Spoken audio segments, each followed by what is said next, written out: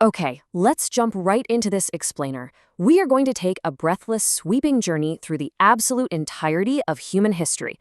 We're literally compressing billions of years of evolution and thousands of years of empires rising, falling, and rebuilding into one continuous narrative. So buckle up, because we are covering the whole story of us. 3 billion.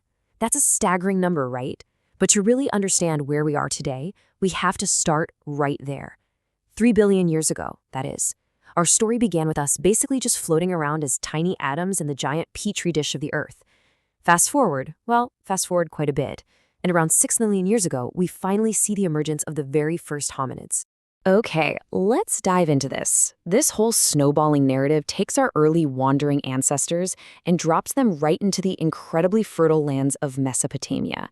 And this is where humanity is about to pivot in a way that literally changes the planet forever. So that brings us to Section 1, Dawn of the City and the Agricultural Engine. Around 4000 BCE in Uruk, humanity made a huge switch from foraging to farming. Now, if we zoom in on what this actually meant for the human body, the results are honestly fascinating. The invention of the handmill and just this strenuous new agricultural lifestyle in general fundamentally changed our physical makeup. I mean, look at this.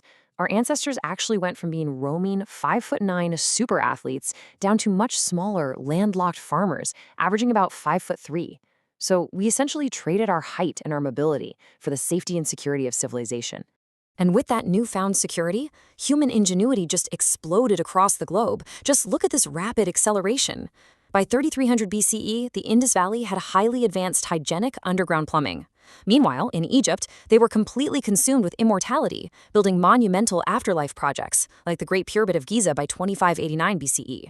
Over in China, the first dynasty emerged around 2100 BCE through these massive river flood control projects.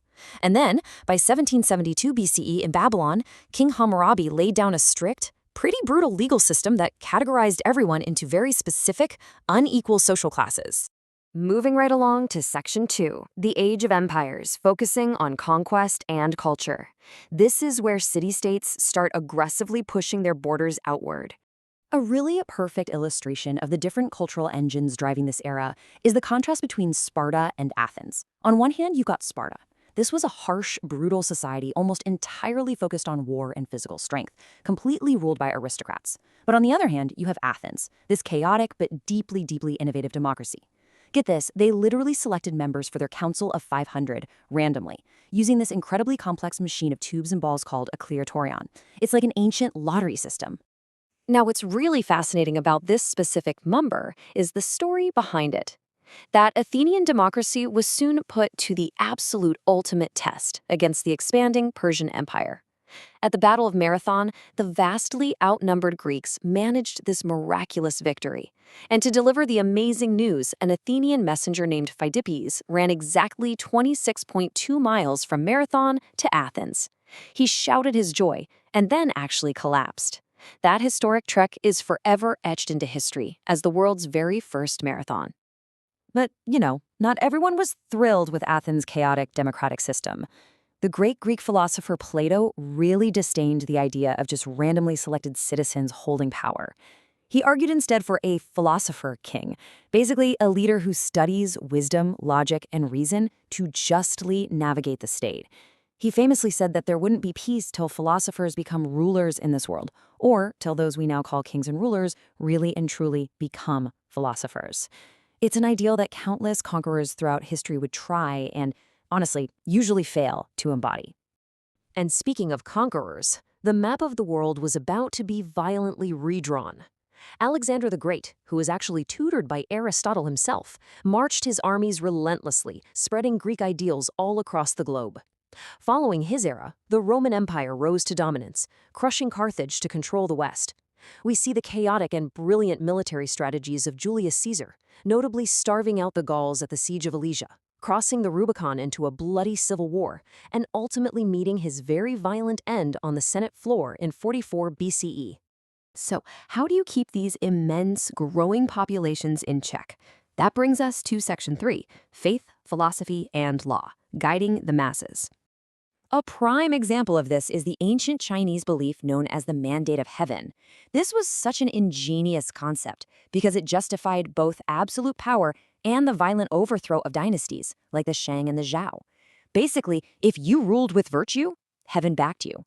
But if droughts, floods, or famines struck, well, that was a clear sign you'd lost heaven's blessing, and the people had every right to replace you. It really mirrors the divine right of kings that we see popping up in disconnected cultures all over the globe. To provide order, meaning, and just a way to navigate life, major spiritual and philosophical movements really started taking root. In the East, Confucianism brought social order through respect and rituals, while Taoism taught people to align with the natural flow of the universe, and Buddhism offered a path to enlightenment. Over in the West and the Middle East, monotheistic faiths were expanding rapidly. Christianity, spread fiercely by Paul of Tarsus, and Islam, born from Muhammad's revelations, united absolutely massive populations. Though, as we know, those competing faiths would eventually lead to centuries of holy wars. But, as they say, nothing lasts forever. We're now entering Section 4, Collapse and Rebirth, and the Fall of Giants. Let's move to this and see how this collapse really builds. The mighty Western Roman Empire, which was stretched way too thin, found itself sacked by the Visigoths and continually harassed by the terrifying nomadic forces of Attila the Hun. By 476 AD, Western Rome officially fell. And soon after, the expanding Arab forces would also put an end to the centuries-old Sasanian Empire in the east. Now, while Europe was plunging into the Dark Ages, other regions were experiencing unimaginable golden ages. Down in Africa, the ruler of Mali, Mansa Musa, gathered wealth on a scale the world had literally never seen. But he didn't just hoard gold, he prioritized intellect.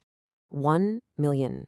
That staggering number represents the manuscripts gathered at his University of Sankore in Timbuktu, making it an absolute global capital of knowledge. Meanwhile, bursting out of the Asian steppes was a conqueror who used a brutal yet highly effective methodology, Genghis Khan. His strategy was step by step. He started by uniting fractured nomadic tribes and progressively abolished internal enslavement. Out on the battlefield, his rapid horse cavalry was just virtually unbeatable, and he purposefully propagated a vicious image of terror so cities would simply surrender out of pure fear before a battle even started. His expansion was so vast and total that, incredibly, around 8% of men in South Asia today are his direct descendants. Crazy, right? But human armies weren't the only forces wiping out populations. As trade routes like the Silk Road connected the world, they also connected our diseases. The bubonic plague was an unprecedented pandemic, with a shocking death toll of 75 to 200 million people. It just devastated the globe. However, and this is a bizarre macro-level silver lining, the severe drop in population actually meant that the surviving peasant workers were suddenly in incredibly high demand. This directly led to increased rights, wages, and wealth for the lower classes. This massive shift in power perfectly sets the stage for Section 5, Renaissance to Revolution, the Modern Spark. The globe was suddenly thrust together in this really rapid sequence of events. In 1453, the last remnant of the Roman Empire was erased when Constantinople fell to the Ottomans. Fast forward to 1492, and Christopher Columbus's voyage connects Europe to the Americas. By 1517, Martin Luther is challenging the absolute power of the Catholic Church, which sparks the Protestant Reformation. And shortly after that, Spanish conquistadors brought both military might and deadly diseases to the Americas, completely toppling the mighty Aztec Empire. Throughout all of this turbulent history, one political reality remained pretty stubbornly constant. As Niccolò Machiavelli so famously observed, it is much safer to be feared than loved. For millennia, the cyclical nature of human history, where the sheer terror of outside threats like the Huns or the Mongols kept ordinary farmers loyal to oppressive leaders, that dictated society. You basically paid your heavy taxes because the alternative was total annihilation. So, the crucial point here is that humanity finally started pushing back against that fear-based absolute power. Through the massive cultural explosion of the Renaissance, we started celebrating human ingenuity. Leonardo da Vinci painted the deeply emotional, scientifically precise Mona Lisa. William Shakespeare was penning historical plays that actively explored the flaws of absolute rulers. And legally and economically, things were shifting too. The Magna Carta established that even kings had legal limits, and Adam Smith's new economic philosophies paved the way for free markets. All of these accumulated philosophies, from Plato's ideals to Athenian democracy, all the way to the pushback against absolute monarchy, they culminated incredibly powerfully on July 4th, 1776. The American Revolution directly challenged the Old World Order, with the truly audacious claim that all men are created equal.